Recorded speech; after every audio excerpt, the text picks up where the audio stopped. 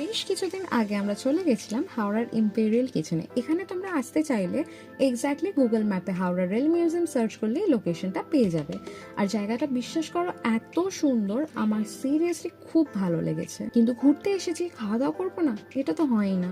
তো তাই জন্য আমরা অর্ডার করে ফেলেছিলাম chicken lollipop, bread pakora, white sauce pasta, mixed noodles and chili chicken. খাবারগুলো সবকটাই পকেট ফ্রেন্ডলি হলেও খুব একটা যে কোয়ালিটি ভালো ছিল তা নয়, কিন্তু জায়গাটা এসে না বিশ্বাস করো মনটা খুব ভালো হয়ে গেল। জায়গাটা সত্যি খুব সুন্দর।